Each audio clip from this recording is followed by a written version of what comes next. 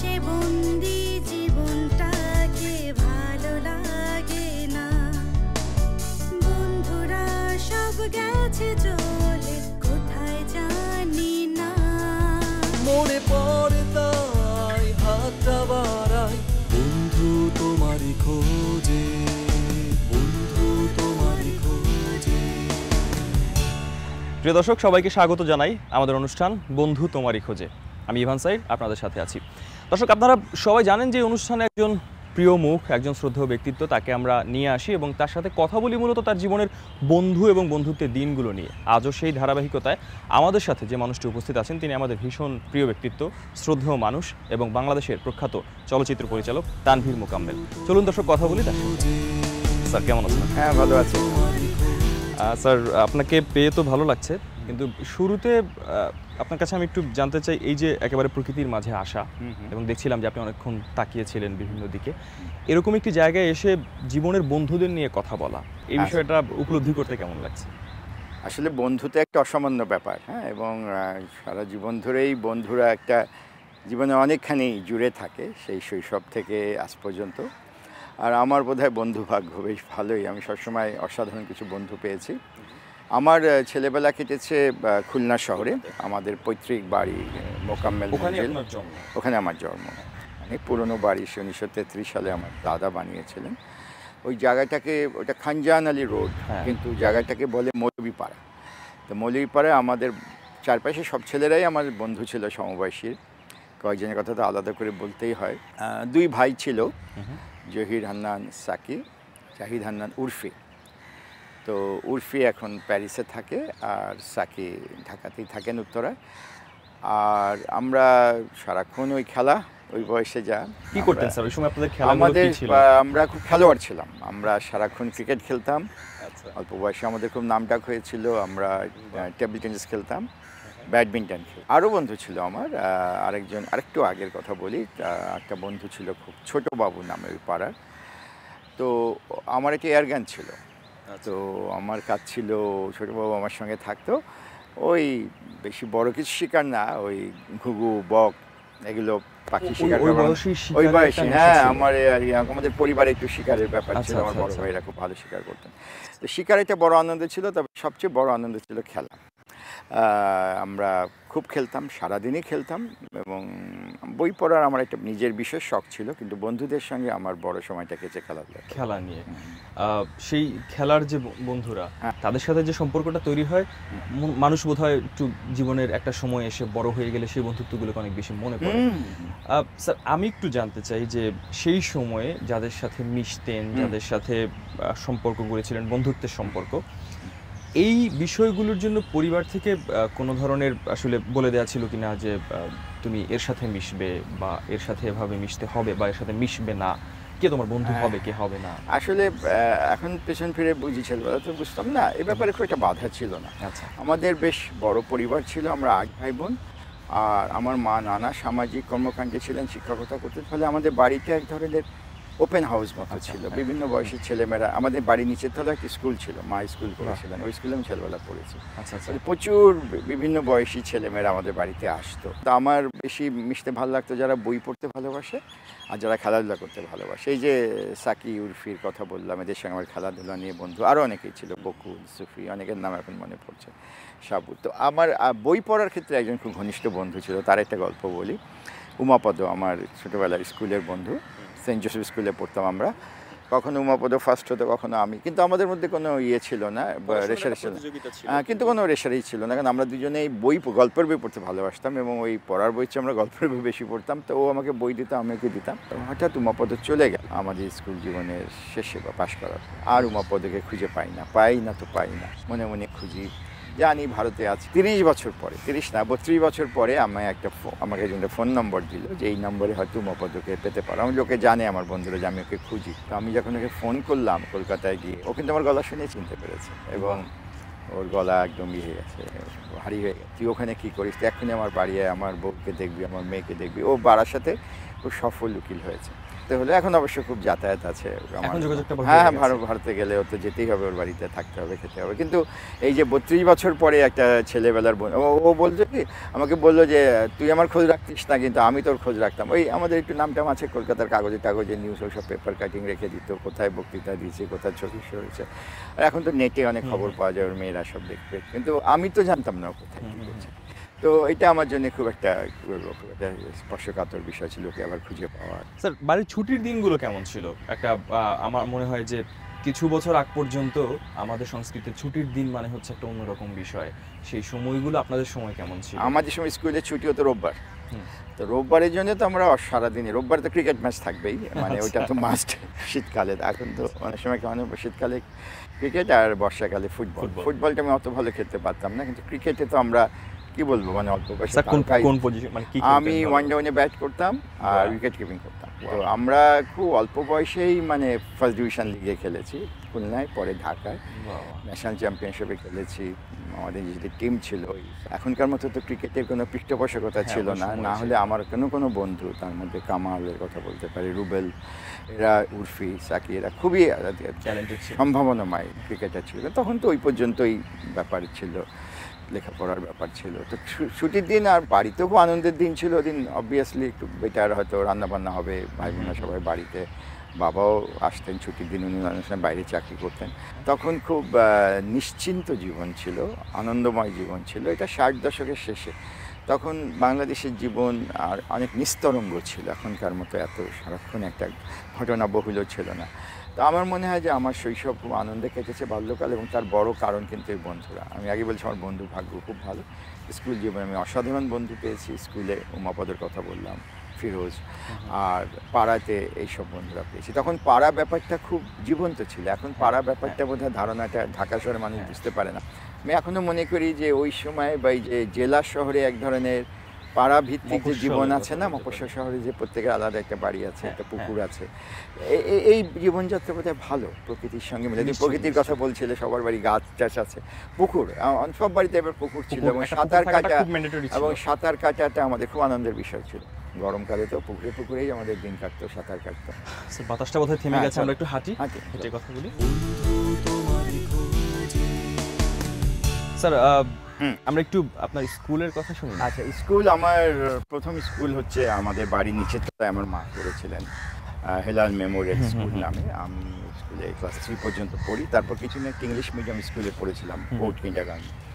তো বাড়ির স্কুল হলেও কিন্তু বেশ নিয়মকানুন করা ছিল, মা অ্যাডমিনিস্ট্রেশন, সেই সময় ঘুম ভেঙে যেতে হবে, বসতে হবে, যা কিছু। আচ্ছা, তারপরে ক্লাস 3 থেকে আমি গেলাম সেন্ট জোসেফ স্কুলে। এটা আমাদের বাড়ি খুব কাছে, ক্যাথলিক মিশনারি স্কুল। অসম্ভব ভালো কিছু শিক্ষক ছিলেন ওখানে, আর অসম্ভব ভালো কিছু বন্ধু পেয়েছিলাম। এই যে সাকি, উর্ফি, এরাও সব স্কুলেরই ছাত্র, আমাদের সবাই তো পাড়াতেই প্রায় স্কুল।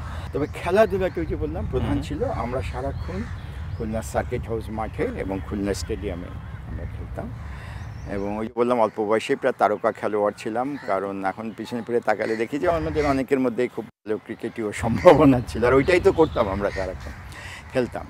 আমার মনে হয় যে আপনাকে দর্শক এখন একটু নতুন ভাবে আবার আবিষ্কার করে। হ্যাঁ, আমাকে খুলনায় বহু মানুষ আগে চিন্তা ক্রিকেট খেলোয়াড়, সবাইটা তো ফিল্ম বানায়, এটা একটু অবাক হয়েছে। আমি খুবই বিশ্বাস করি যে আপনি কথাগুলো যখন বলছেন পুরো ছবিটাই আপনি দেখতে পাচ্ছেন। হ্যাঁ, আমি দেখতে পাচ্ছি একদম, মানে আনন্দ। একটু সেই ছবি থেকে এটা তুলে আনতে চাই যে আমাদের প্রিয় তানভীর মোকাম্মেল সেই স্কুল পালাতো কিনা, স্কুলে ফাঁকি দিত কিনা, ক্লাসে দুষ্টামি করতো কিনা। আসলে খুব ওরকম টালাতাম না, কিন্তু আসলে স্কুলে ক্লাসের বই আমি পড়তাম না, আমার খুব মানে একঘেয়ে লাগতো। কারণ কি জানি, হয়তো একটু ভালো পড়াশোনা, মেধা, যাই হোক, বা এইসব বই আমি আগেই পড়ে ফেলেতাম বড় ভাই বোনদের কারণে। আমার শুধু গল্পের বই পড়া, আমি ক্লাসরুমে পিছিয়ে গল্পের বই পড়তাম, তাও 2-1বার ধরা টরা খেয়েছি। কিন্তু পড়ার বই অনেক সময় আমার থাকতেও না, ওই আগের দিন পরীক্ষার আগে জোগাড় করে। কিন্তু তাতে রেজাল্ট কিন্তু খারাপ হতো না, রেজাল্ট ভালো করে ফেলতাম, এই জন্যে আর শিক্ষকরা কিছু বলতেনও না। আর আরেকটা ছিল, তখন থেকে আস্তে আস্তে সিনেমার দিকে আগ্রহ সৃষ্টি হয়। তবে বাংলা সিনেমা না, এই উপমহাদেশের সিনেমাও না, আমার ভালো লাগতো ইংরেজি সিনেমা। খুলনায় তখন পিকচার প্যালেস সিনেমা হলে বা একটা সোসাইটি সিনেমা হলে মর্নিং শো হতো ছুটির দিনে, ভালো ভালো ইংরেজি ছবি আসতো। এখনকার মতো না, আমরা 60 দশকে 70 দশকে যেসব ছবি ঢাকায় দেখেছি, এখন তো ছেলেমেয়েরা ঠিক জানবে না, পৃথিবীর সেরা ক্লাসিক ছবি। তখন অত বুঝি না, বলছি আমার বাবা আবার ইংরেজি ছবির খুব ভক্ত আচ্ছা, ছিলেন। তাহলে কি এমনটা হয়েছে স্যার যে স্কুল পালিয়ে কিংবা কলেজ পালিয়ে সিনেমা দেখতে গিয়েছেন? কলেজ পালিয়ে অনেক গেছি আচ্ছা। ঢাকাতে এসে। ওই সময় তো মুক্তিযুদ্ধ হলো 71-এ, আমরা 70-এ কলেজে ভর্তি হলাম। মানে আমরা আসার পর থেকেই দেখছি উত্তাল বাংলাদেশ, ক্লাসও ঠিক মতো হতো না, ফলে পালানোর কোনো কারণ ছিল না, মানে ক্লাসই হতো না ঠিক ক্লাসই মতো। হতো না। আর মুক্তিযুদ্ধের পরে ফিরে এসে তো তখন বিরাট বিধ্বস্ত বাংলাদেশ। ওখানে আমার বন্ধু ছিল জুনায়েদ তাহের, পরে মানজারি হাসান মুরাদ, আবু নাসের, এরা কেউ কেউ আমার এখনও সারা জীবনের বন্ধু। তো ওই সময় কলেজে আমি খুব ভালো কিছু বন্ধু পেয়েছিলাম। তো ওই সময়ের যে বন্ধুদের কথা বলছিলেন তাদেরকে ঘিরে আপনাদের সময়টা এই সময় আমাদের কিভাবে কাটতো? সময়টা বড় কাটতো রাজনীতির আলাপ করে, কারণ তখন রাজনীতি খুব বড় আমাদের জীবনে এসে পড়েছে। আর একটা হচ্ছে যে তখন সিনেমা দেখতাম, আর 70 দশকের প্রথম দিকে বেশ কিছু সিনেমা আসতো, ঢাকায় চলতো।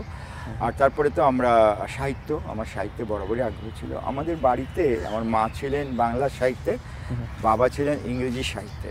আচ্ছা। ফলে আমাদের বাড়ি ভরা বই ছিল, দুই সাহিত্যের, মানে আন্তর্জাতিক সাহিত্য, বাংলা সাহিত্য। তো আমি অল্প বয়স থেকে খুব বইয়ের পোকা ছিলাম। কলেজ জীবনে এটা আরও বেড়েছে। তখন অবশ্য ইংরেজি সাহিত্য পড়ার, এই বিদেশি উপন্যাস পড়ার আগ্রহটা বেশি। তারপরে বিশ্ববিদ্যালয়ে এসে তো আমরা একটু অন্য অন্য কাজে জড়িয়ে পড়লাম। আমি বাম রাজনীতিতে জড়িয়ে পড়লাম, তারপরে ছাত্র সংগঠন করতাম, পত্রিকা বের করতাম। আর একটা ঢাকা ইউনিভার্সিটি একটা সিনে সার্কেল, ফিল্ম সোসাইটি করেছিলাম। তো তখন আমরা ওই দুজনে তৎপর থাকতাম। তখন তো আস্তে আস্তে ছবি বানানোর কথা মাথায় আসছে। তখন পর্যন্ত আমরা ধরো এই সেমিনার, সিম্পোজিয়াম, ফিল্ম নিয়ে লেখা, এগুলো করতাম, ওয়ার্কশপ।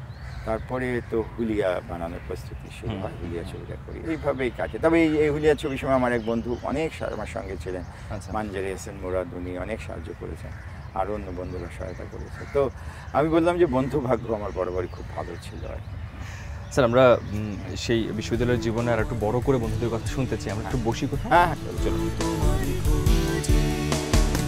স্যার বিশ্ববিদ্যালয়ের কথা বলছিলাম, তো তখন তো বন্ধুত্ব অনেক বেশি আসলে আরো পরিণত হয়। সেই সময়ের বন্ধুদের কথা একটু শুনতে চাই এবং সেই দিনগুলো কেমন ছিল। আমি তো পড়তাম বিশ্ববিদ্যালয়ে ইংরেজি বিভাগে। তো আমাদের বিভাগটা এখন পিছন ধরে তাকিয়ে দেখে খুব সমৃদ্ধ ছিল। অসাধারণ সব শিক্ষক ছিলেন, কবি চৌধুরী স্যার, ফেরদৌস ইসলাম চৌধুরী, রাজিয়া খান আমিন, এদের ক্লাস করাও একটা অভিজ্ঞতা ছিল। আমার বিশ্ববিদ্যালয়ের সবচেয়ে ঘনিষ্ঠ বন্ধু ছিল খন্দকার হাসান মাহমুদ, যিনি পরে বাংলাদেশের আইজি হন, ইন্সপেক্টর জেনারেল পুলিশ। আমার ভালো বন্ধু ছিল নববিক্রম কিশোর ত্রিপুরা, এখন পার্বত্য চট্টগ্রামের মন্ত্রণালয়ে আছে। মানজারি হাসান মুরাদ আমার খুব বড় বন্ধু ছিল বিশ্ববিদ্যালয়ের জীবনে। এম আকাশ, যিনি পরে খুব বড় অর্থনীতিবিদ হন, ও আমার খুব ঘনিষ্ঠ বন্ধু ছিল।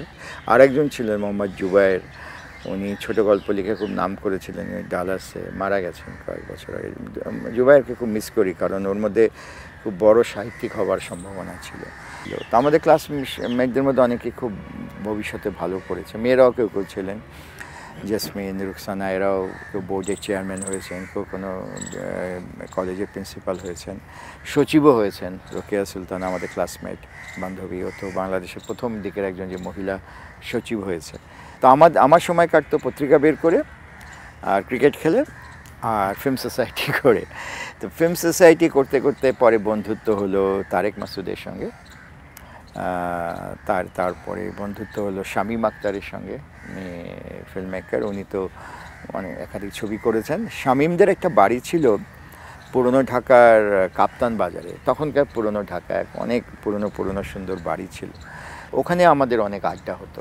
খুব শুনতে ইচ্ছে করছে, আপনি একটু আগে বলছিলেন আমাদের শ্রদ্ধেয় মানুষ, আমাদের ভীষণ প্রিয় মুখ, যাকে আমরা আসলে হারিয়ে ফেলেছি খুব অকালে, তারেক মাসুদ, তার সাথে আপনার একটু স্মৃতি। তারেক খুবই মেধাবী একটি ছেলে ছিল, মানে ওর মাদ্রাসা ব্যাকগ্রাউন্ড ছিল, কিন্তু ওর পড়াশোনার মান টান খুব মুগ্ধ করার মতো ছিল, আর খুব বুদ্ধিদীপ্ত মানুষ ছিল। মোর্শেদ, তারেক, আমি, মুরাদ, আমরা একটা দলের মতোই ছিলাম।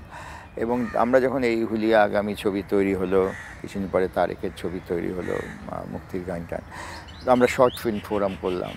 এটা তো আমার কয়েক বন্ধুদেরই স্বপ্নের একটা প্রকাশ। এবং সংগঠনটি প্রথম দিকে খুব কি বলবো, একটা বেশ ডাইনামিক সংগঠন ছিল। এবং এই পুরোটা হয়েছে আমাদের এক বন্ধু মশিউল ইসলামের অফিসে, ছোট অফিস, ওখানে আলমগীর কবির ভাই যতদিন বেঁচে ছিলেন উনি আসতেন, আমরাই তারেক, মুরাদ, মোর্শেদ, আমরা কাজ করতাম, সাংগঠনিক কাজ করতাম। ওখান থেকেই আমরা প্রথম Bangladesh international short film festival আয়োজন করি। অতটুকু ছোট অফিস থেকে ওই কয়জন মানুষ, আমাদের কোনো অর্থ ছিল না, সম্পদ ছিল না। এখন যখন পেছন ফিরে তাকাই স্রেফ সম্ভব হয়েছে আমাদের ওই তারুণ্যের যে একটা উচ্ছ্বাস থাকে আর আমাদের বন্ধুত্বের যে জোর থাকে, যে আমরা একটা যৌথ আমরা এটা চেষ্টা করলে কাজটা করতে পারি। আমরা করেওছি, বেশ কয়েকটা ভালো ফেস্টিভ্যাল হয়েছে, ভালো কিছু ছবি তৈরি হয়েছে, এবং আমাদের পরস্পরের ছবিতে কিন্তু একে অন্যের ছবিতে যথেষ্টই চেষ্টা থাকে সহায়তা করার। স্যার আবার একটু হাঁটি। হ্যাঁ, চলো। বন্ধু তোমারই খোঁজে, বন্ধু তোমারই খোঁজে। স্যার আপনার যে চলচ্চিত্র তৈরির যে সময়টা, আচ্ছা, তারেক মাসের কথা বলছি, আমার আরেক বন্ধু, ওর কথা একটু বলি।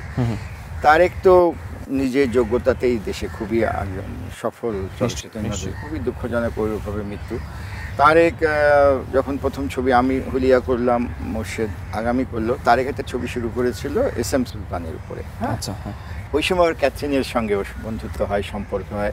ওইটা খুব ভালো হয়েছে, কারণ ক্যাথরিন খুব কাজের মেয়ে, শি ইজ এ ডুয়ার, বুঝছেন। ওর দুজনের রসায়নটা খুব চমৎকার হয়েছে। তারেকের অনেক আইডিয়া আর ক্যাথরিনের ওটা করে ফেলার ক্ষমতা, তো দুজন মিলে এই যে পরপর কিছু অসাধারণ ছবি হলো। মুক্তির গান বলতে পারেন, মুক্তিযুদ্ধের স্মৃতিকে প্রায় ফিরিয়ে আনলো। মাটির ময়না, যে ছবিটি বাংলাদেশের খুবই নাম করেছে বিদেশে। স্যার সময় করে কি বন্ধুদেরকে নিয়ে একটু বসা আমরা বসি, আমরা প্রায় আমাদের বিশ্ববিদ্যালয়ের বন্ধুদের মধ্যে তো আমাদের খুবই যোগাযোগ আছে। কিছুদিন পরপরই আমরা একসাথে বসি, হই খাওয়া দাওয়া, গল্প।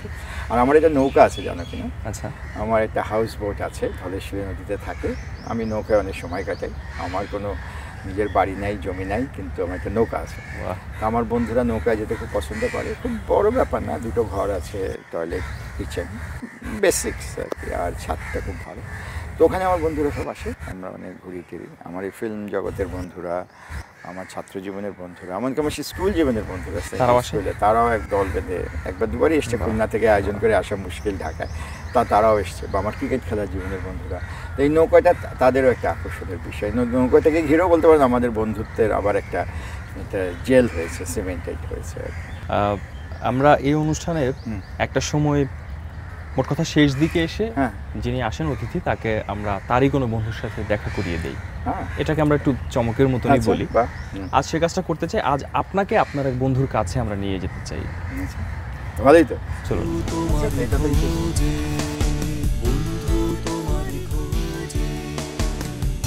স্যার কেমন লাগছে? বলছিলাম যে আপনার একজন... আমি তো খুবই খুশি হয়েছি যে কতবার সাকির সাথে দেখা হলো। আচ্ছা, কেমন? আমি তো মোটামুটি আছি, অসুস্থতা নিয়েই আছি, কিন্তু ভালোই লাগলো তোমার বহুদিন পরে। হ্যাঁ, দেখো, এক শহরে থাকা হয়, শুধু ফোনে কথা হয়, ঢাকার এই দূরত্বের জন্যই তো দেখা হয় না সামনাসামনি। সাকি আমার, মানে আমরা খুবই ছেলেবেলার সাথে বড় হয়েছি। ওর দু ভাই, ওরা, ও সাকি আর উর্ফি এখন প্যারিসে থাকে। ওরা দুজনই আমার সবচেয়ে ঘনিষ্ঠ বন্ধু ছিল ছেলেবেলা। আমাদের একই পাড়ায় বাড়ি, একই স্কুলে পড়েছি, একসঙ্গেই খেলতাম। সাকি চমৎকার ক্রিকেট খেলতো। ও 2 ডাউন ব্যাটসম্যান ছিল, আমি 1 ডাউন ব্যাটসম্যান, সেদিক থেকেও আমরা কাছাকাছি। আর ওর ছোটো ভাই উর্ফি, ও খুব ভালো লেগ স্পিন বল করতো, ব্যাটিংও ভালো করতো।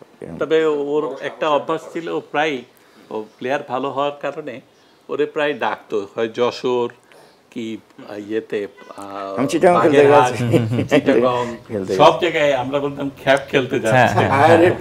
হায়ারে খেলতে গেলে না খুব চিন্তা থাকতে হতো, কারণ তোমাকে তখন রান করতেই হবে, চাপ থাকে। তোমাকে আয়োজন করে নিয়ে গেছে, ওটা আলাদা, মানে একবারে চাপ অনুভব করা হয়। আমি আমাদের টিমে খেলে আমি চাপ অনুভব করতাম না, বাইরে খেলতে গেলে একটু মনে হতো এমনটা হতো। তো সেক্ষেত্রে আপনাকে আমি যদি বলি যে নিজের বন্ধুকে যেভাবে পেয়েছিলেন, খেলায় খুব পটু, খুব ভালো করছে, তখন কি এরকমটা ভেবেছিলেন যে এই বন্ধুটি হয়তো খেলোয়াড় হিসেবে একসময় নাম করে ফেলবে, কিন্তু পরে গিয়ে যখন দেখলেন তিনি চলচ্চিত্রকার হিসেবে বিখ্যাত হয়ে গেলেন, এটা, এই অভিজ্ঞতাটা কেমন ছিল আপনাদের কাছে? এটা অ্যাকচুয়ালি আমার কাছে অবাকই লাগছে, কেননা ওরকম কোনো ইন্ডিকেশন আমরা খুব বেশি খেলার জগৎ থেকে পাইনি যে ও চলচ্চিত্রে চলে যেতে পারে। আচ্ছা, এরপরে আমার মনে হয় সম্ভবত কিছুটা বিচ্ছিন্নতা হলো। সেটা হলো আমি চলে গেলাম চিটাগাং এবং ও চলে গেল ঢাকায়। এই যে বিচ্ছিন্নতা হলো, শুধু টেলিফোনে আমরা যোগাযোগ থাকতো, কিন্তু কাছাকাছি এরকম হওয়ার সুযোগ ছিল না খুব বেশি। ঢাকা ইউনিভার্সিটিতে আমরা একসাথে ছিলাম, আমাদের ডিপার্টমেন্ট আলাদা, ও রাষ্ট্রবিজ্ঞানে, আমি ইংরেজি সাহিত্যে, কিন্তু আমরা ওই একই হলে থাকতাম, সূর্য সেন হলে। আচ্ছা ভাই, আমরা তো অনেক বিষয়ে কথা বলছি, আমি একটু আপনার কাছে জানতে চাই যে একজন তানভীর মোকাম্মেল, তার চলচ্চিত্রের কথা আমরা জানি, এই অনুষ্ঠানের মাধ্যমে ক্রিকেটের বিষয়টা সামনে আসলো। খুব ছোটবেলার বন্ধু হিসেবে এরকম আর কোনো গুণের কথা আপনি জানেন কিনা যেটা ওইভাবে মানুষ তার সম্পর্কে জানে না, বা এমন কোনো কিছু? ছোটবেলায় ও একটু ছিল, ওই পাড়া বেড়ানো ছেলে আছে না, ওরকম ছিল। প্রতিদিন বের হয়ে যেত বাড়ির থেকে, পকেট ভর্তি থাকতো লাটিম। লাটিম লাটিম থাকতো। আচ্ছা, ও লাট্টু খেলতো এবং জিততো। আচ্ছা, মাঠে চলে আসে চ্যালেঞ্জ, হ্যাঁ। আমরাও নামতাম, পারতাম না ওর সাথে, তো কেন তুমি হচ্ছে লাটে তুমি expert। ভালো ছিল, তো তুমি ভালো। লাটিমে কিছু সংগ্রহ হয়তো আমার ছিল, কিন্তু ওর পকেট ভরেই ও নিয়ে যেত বাড়িতে লাটিমে। এটা একটু জানতে ইচ্ছে করছে যে কখনো কি দুজনের একটু বাদানুবাদ, ঝগড়া বিবাদ এমনটা কি হয়েছে কখনো? এটার কোনো স্কোপ হয় নাই কখনো, কেননা ওইরকম কোনো একটা ইস্যু নিয়ে আমরা কখনো লড়াই করিনি। কোনো ইস্যু ভালো মানুষ, মানে ওর সাথে তুমি বিবাদ করতে পারবা না। কিছু মানুষ আছে না, তুমি চেষ্টা করলেও করতে পারবা না, ও নিজেরটা ছেড়ে দিয়ে চলে আসবে আর কি। তুমি যদি বলে এটা আমার, এটা তোমার, যাও, এটা আমার, ওটা। আর আমরাও হ্যাঁ, ছোটবেলা থেকে ওর একটা ইয়ে ছিল যে ওর কন্ট্রোল আমার উপরে অনেক বেশি ছিল। সবসময় আমারে ধাক্কা দিয়ে সে পুশ করে ওইটা করা দিত, এবং এটাতে আমার অনেক উপকার হয়েছে লাইফে। অনেক ডিসিশনে আমি, তুমি ক্রিকেট ক্যাপ্টেন সে ভালো ছিল, ও ক্যাপ্টেন হয়তো ক্রিকেটিং সেন্স খুব ভালো ছিল, ক্রিকেটিং কিন্তু ওই আমি দেখছি আমি যে কোনো ডিসিশন নিতে ওর হেল্পে আমার খুব কাজে লাগতো, এবং ও বুঝতে পারতো যে আমার উইকনেসটা কোথায়, আমি কোন জায়গায় আটকে গেছি। এই যে বুঝতে পারা, আন্ডারস্ট্যান্ডিংটাই তো আসলে অনেক বড়। আন্ডারস্ট্যান্ডিং খুব ভালো ছিল। আসলে আমরা একসাথে ছেলেবেলা থেকে বড় হয়েছি তো, একেবারেই একটু বয়স থেকে, ফলে পরস্পর বুঝতে কোনো অসুবিধা। আসলে ওদের আর আমরা একসাথে অনেক সময় কাটাতাম তো। পুরা ফ্যামিলিটাই আমাদের ফ্যামিলির সঙ্গে ক্লোজ।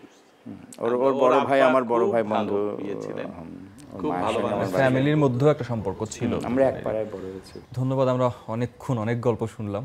আমরা দুজনের বন্ধুত্ব সেই যে ছোটবেলা থেকে এখনো পর্যন্ত এই বন্ধুত্বের যে বন্ধন আছে, যে বাঁধন আছে, সেটা এমনই থাকুক। এবং আপনাদের বন্ধুত্ব দেখতে দেখতে যারা টেলিভিশন স্ক্রিনের সামনে আছে, বন্ধুত্বের একটা আবেশ ছড়িয়ে পড়ুক, সেটা প্রত্যাশা রাখবো। একেবারে শেষবারের মতন একটু জানতে চাই, আপনার কাছে একটু জানতে চাই যে সেই ছোটবেলার বন্ধুটি যার সাথে একসাথে ক্রিকেট খেলা, দুরন্তপনা, দুষ্টামি, নানান ঘটনা, আপনার সেই বন্ধুটি আজকে শুধু আপনার বন্ধু না, বাংলাদেশের চলচ্চিত্র জগতের একজন তিনি প্রথিতযশা ব্যক্তিত্ব। কেমন লাগে ভাবতে যে সেই মানুষটি আমার বন্ধু? তার বন্ধু হিসাবে আমি নিজের গর্বিত মনে করতেছি। মানুষকে বলতে গর্ববোধ করি যে আমার বন্ধু তানভীর মোকাম্মেল, সে পুরস্কার পেলে আমি খুশি হই খুব। অসংখ্য ধন্যবাদ স্যার, আপনাকেও ধন্যবাদ এতটা ব্যস্ততার মাঝখানে সময় দিলেন এই অনুষ্ঠানে। না, এটা খুব তোমাদের জন্য, আবার সাকির সঙ্গে দেখা হলো কতদিন পরে। এই বন্ধুত্ব এভাবে চলতেই থাকুক, সে প্রত্যাশা রেখে আজকের মতো বিদায় নিতে চাই। প্রিয় দর্শক, বুঝতেই পারছেন একেবারে শেষ বেলায় এসে যে কথাগুলো বলবো, যে এক সপ্তাহের অপেক্ষা, সামনের সপ্তাহে আবারও করে প্রিয় মানুষের বন্ধুত্বের গল্প নিয়ে হাজির হব। তবে তার আগে একটা কথা বলি যে আজকের অনুষ্ঠান দেখতে দেখতে বোধহয় এই বিষয়টা আমরা স্বীকার করতে পারি যে বন্ধুত্ব একটি চলমান প্রক্রিয়া। এখনও আমরা বন্ধুদেরকে নিয়ে মিশি, খেতে বসি, আড্ডা দিই, গল্প করি। কিন্তু এমনটা যদি হয় যে এই সময়ের সাথে তাল মিলিয়েও সেই আড্ডাগুলোর মাঝখানে কোনো বই আসলো, আপনার পছন্দ, আপনার রুচি অনুযায়ী হতে পারে, একটা জায়গায় আপনি ভ্রমণ করতে গেলেন, সেই ভ্রমণের জায়গাটি হলো আমাদের সংস্কৃতির কোনো একটা জায়গা, সেটা আমরা জানলাম। এই চর্চাটা যদি আমাদের বন্ধুত্বের মাঝখানে বা এই সময়ের এই প্রজন্মের বন্ধুত্বের মাঝখানে উঠে আসে, তাহলে বোধহয় আমরা একজন বন্ধু আরেকজন বন্ধুর অনেক বেশি পরিপূরক, কিংবা আমরা নিজেরা বোধহয় আরও বেশি স্বনির্ভর এবং আত্মবিশ্বাসী হতে পারি। সেই বন্ধুত্বের আহ্বান রেখে আজকের মতো বিদায় নিচ্ছি। আগামী সপ্তাহে আবারও দেখা হবে। ভীষণ ভালো থাকুন, বন্ধু হয়ে থাকুন, বন্ধুর সাথে থাকুন। জানি না মনে পড়ে তাই হাতটা বাড়াই, বন্ধু তোমারই খোঁজে।